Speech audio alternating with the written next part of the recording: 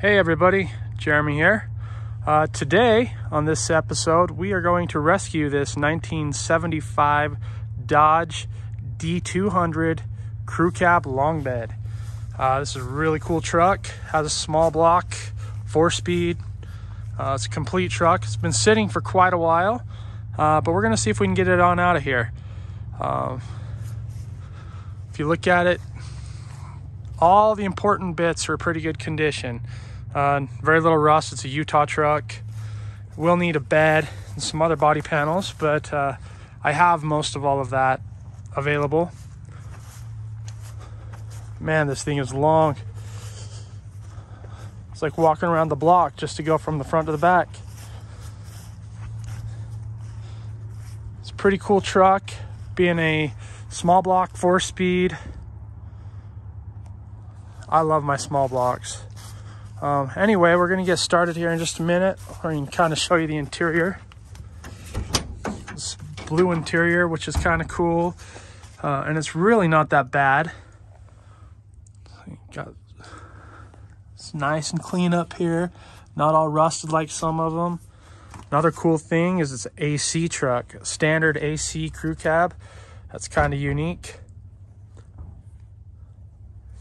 Let's see if I can lift the hood.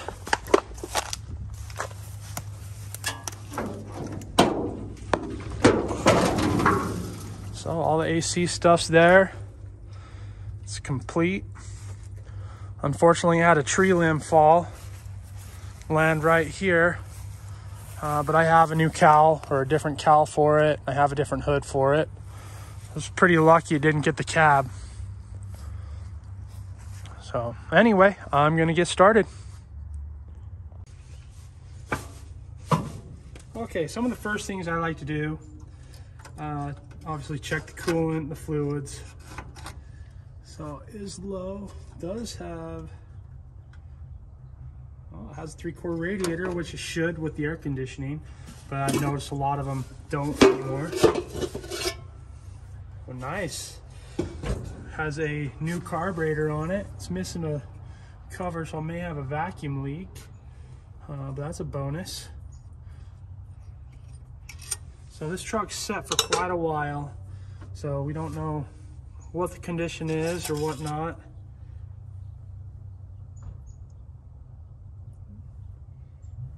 Oil doesn't look or smell bad other than just dark from sitting. Belts are a little bit loose.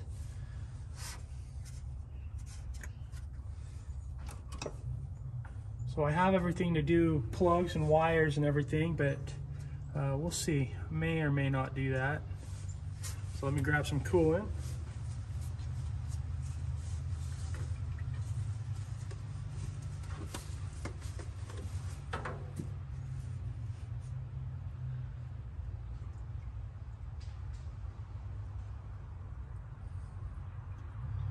As you fill it, kind of watch for and listen for leaks. If you have a blown out freeze plug or something like that, you'll notice.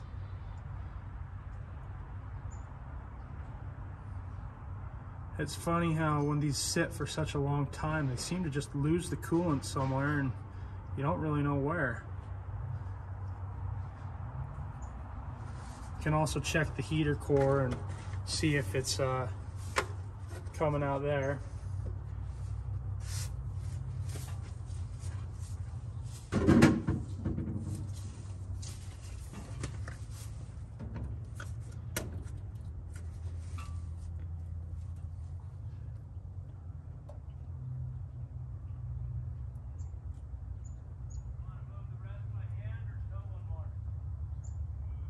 So it looks like total it took about 3/4 of a gallon. So that's something we'll have to watch for and see if we can find the leak once we get it started.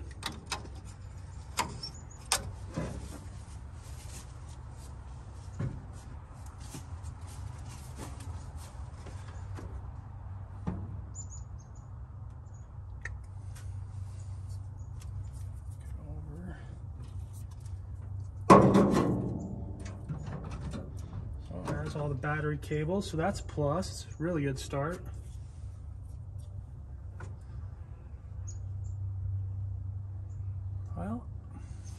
think maybe I'll just try to fire it up, see what it does.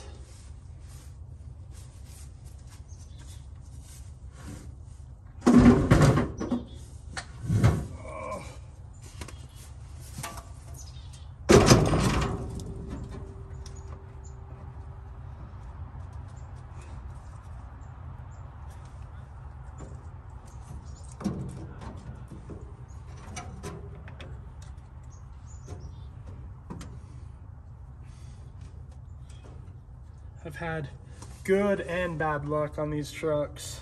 Sometimes they'll fire up pretty easy after sitting, and other times they don't want to come out of hibernation. And this one along with this red Dodge next to it have been part of Dale's garden art for a long time. So we'll see what it does. Let me see if it has oil pressure.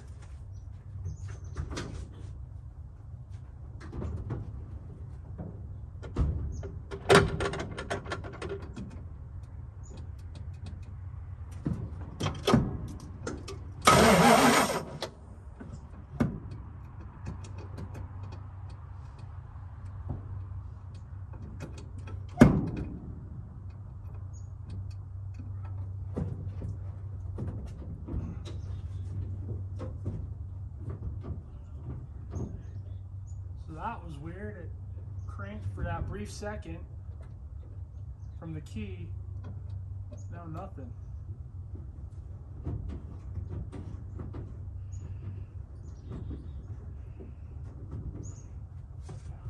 Now let me try to jump it.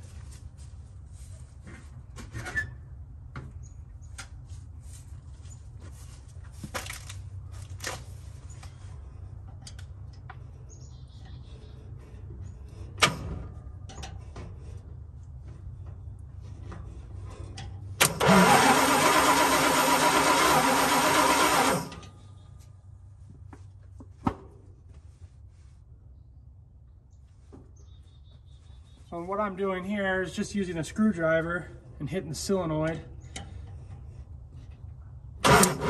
Ooh. Just gotta be careful. Okay,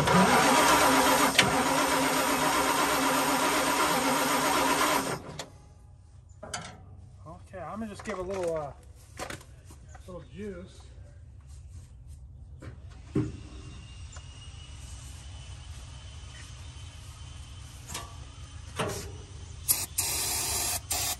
Little carb cleaner and just see if it'll do anything. And I have the key on, so the ignition is live, or should be. So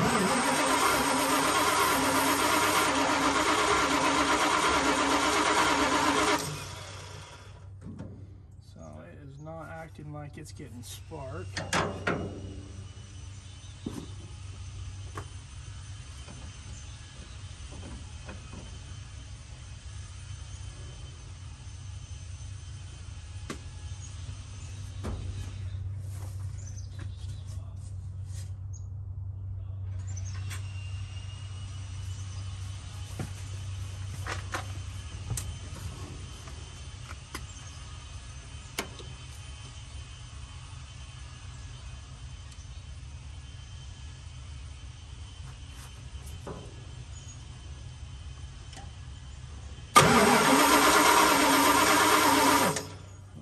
So the ignition is not live, it's not getting spark.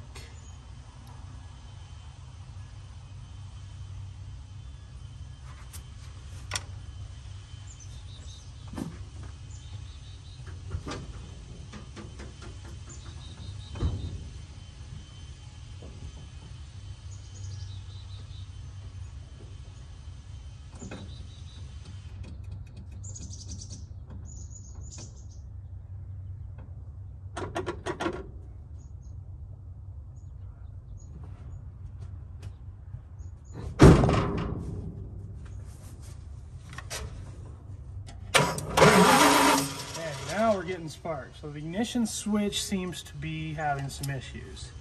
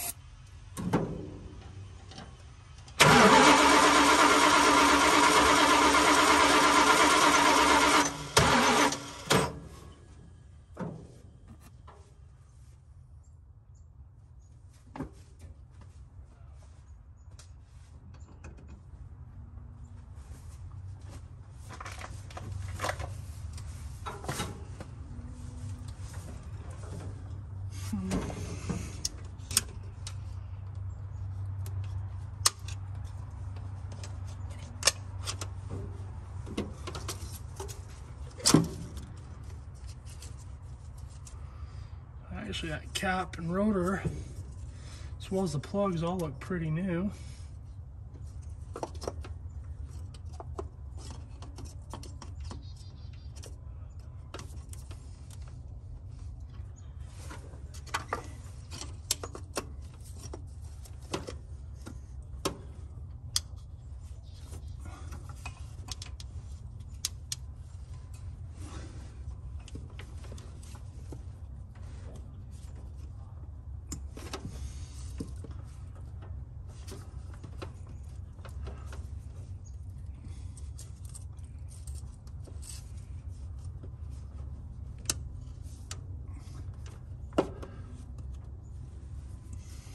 Clamps don't want to go back on.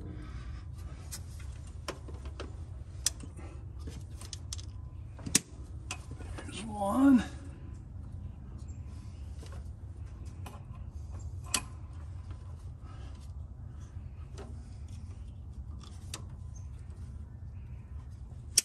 And there's two. So I'm looking at this truck and there's a couple things I've noticed that lead me to believe this probably was originally an automatic truck. One is it still has the kickdown linkage all right here, and it's hooked to the back piece. It's just obviously dropped down to nothing, and the clutch pedal and brake pedal are yellow, so like out of a different truck. But none of that has anything to do with why it won't start. So everything looked good in there.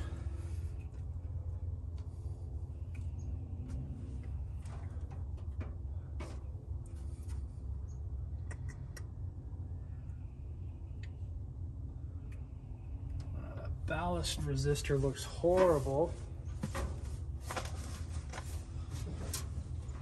It's definitely had a little bit of work done on the wiring, which can be concerning. I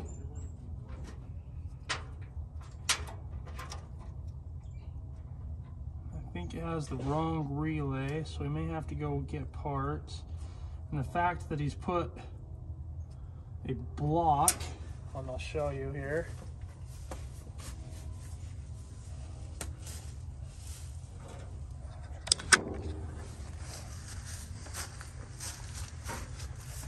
He got a little bit creative down here.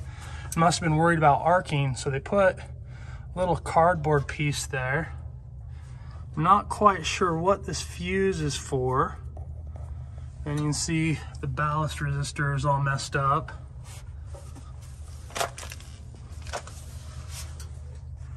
And there's what I was talking about. Still has the kickdown linkage. It would have been for an automatic right here.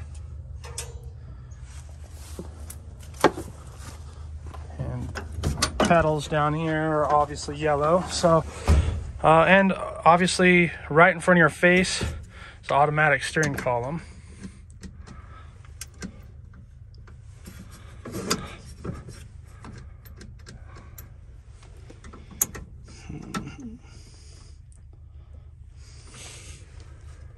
I'm not sure what this cool stuff was for down here. Some sort of electronic something or another.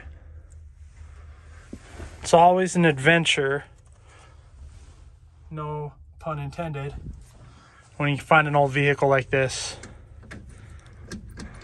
Yeah, absolutely nothing from the key.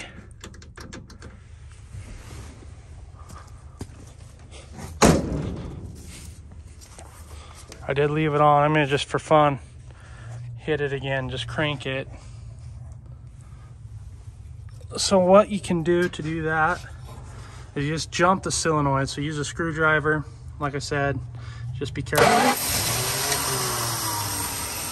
Well, look at that, that's kind of crazy. Wasn't even intentional. And we got a running truck.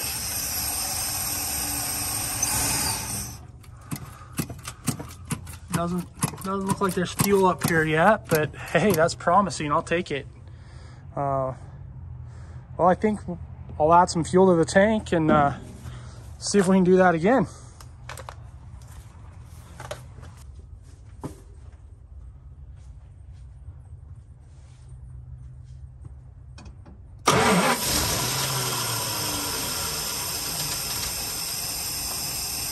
for some reason it's working right from the key, which is really bizarre. Must be getting fuel now. I didn't even prime it.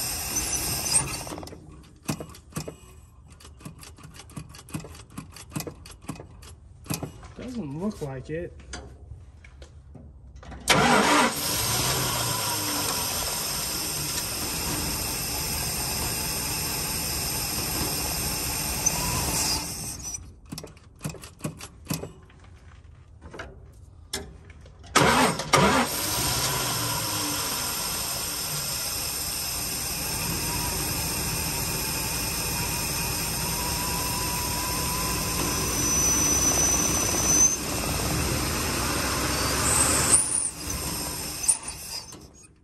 Notice this AC line is literally laying on the belts. That's a good place for it.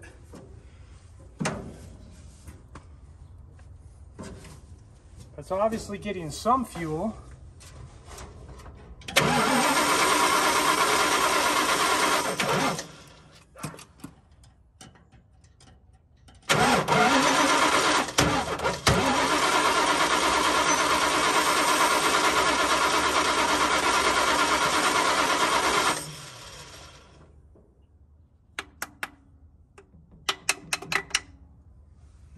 And really carefully try to put some in the bowl. The way you do that is you just pour some really carefully right down that vent tube. That will actually fill the bowl. Sometimes they'll dry out and they just need something in there to get them so they'll loosen up.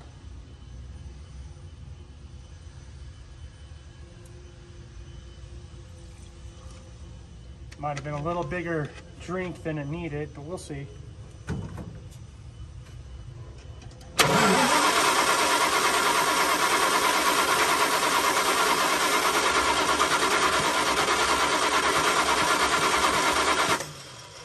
Did we lose spark again?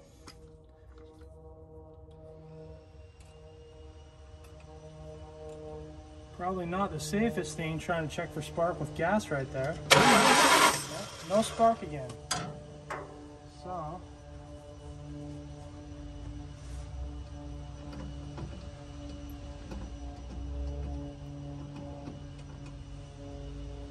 definitely something wrong with that ignition switch. No spark.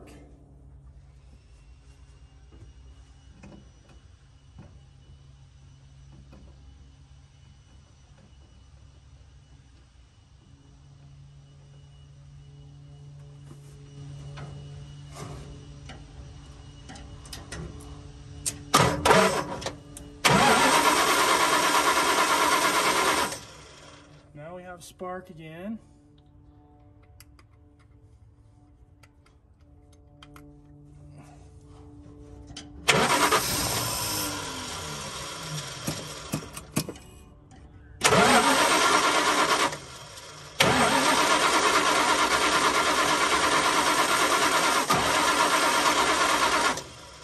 So bizarre.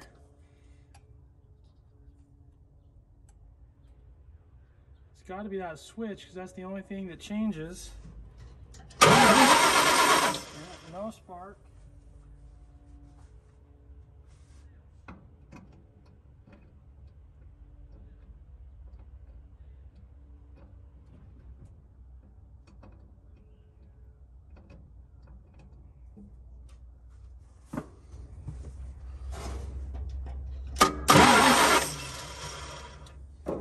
That is really bizarre.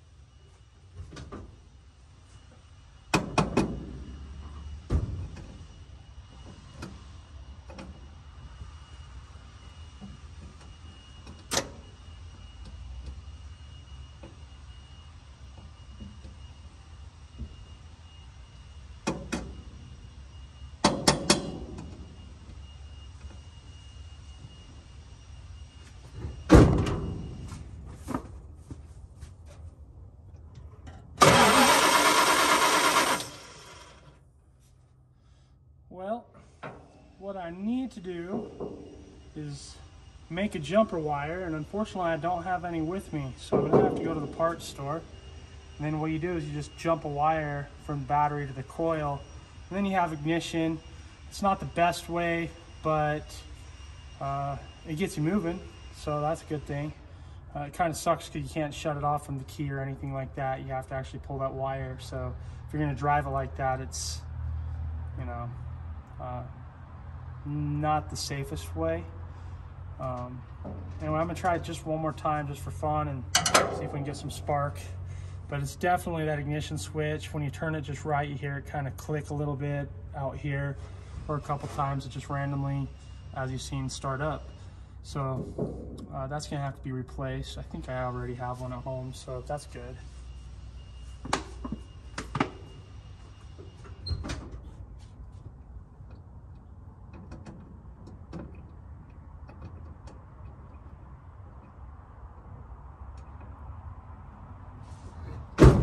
You can actually even feel it, like when you turn the key, it just doesn't feel right. So, well, I'm going to run to the parts store, I think. So we'll get it going afterwards. Always be sure to disconnect the battery too, just safety reasons.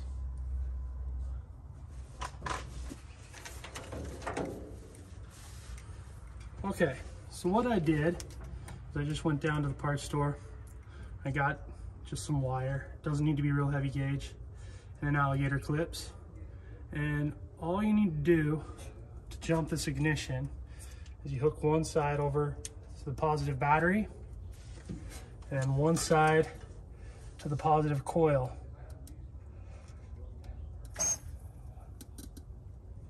Okay, and then you don't even need the key on at that point because you just jump the system, it's live.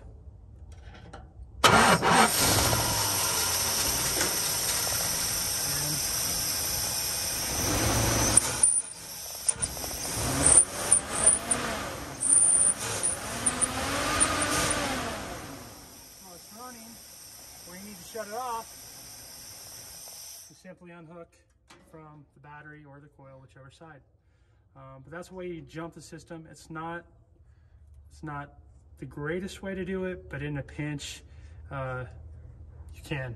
So as you can hear, as soon as you touch, you might be able to hear it on there. As soon as you touch it to the battery and the coil, you can kind of hear little noises.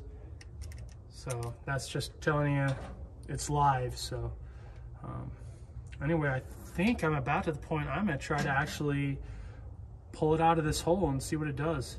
So I'm gonna go ahead and set the camera somewhere else, and let's see if this old girl will move.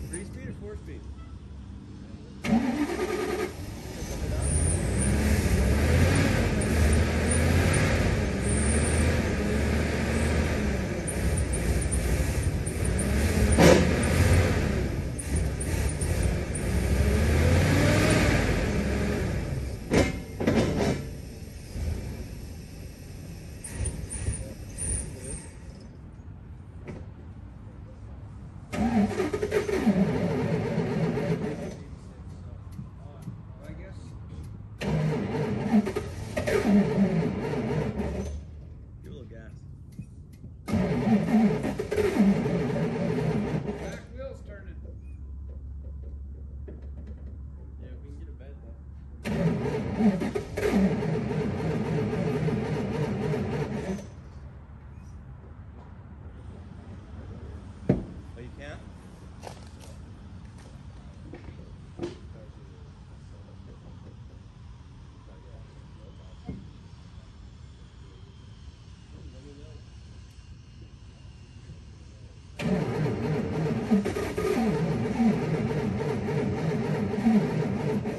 Give it a little gas and just let it sit.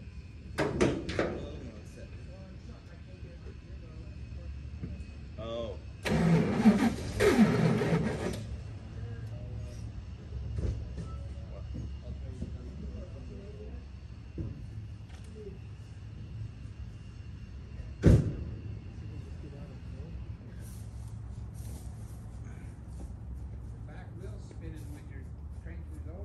Is it? Yeah. Like spinning? Yeah. Oh, it ain't gonna get out then, Jeremy. Oh, we'll get it out. No, without giving it a little time. That's the positive side right there. Okay, Just give it a little push shot. off, see if it will You're okay. fire up and do it. Yeah, that'll get it. Give it a little I can stay out of the way just to keep the wheel straight.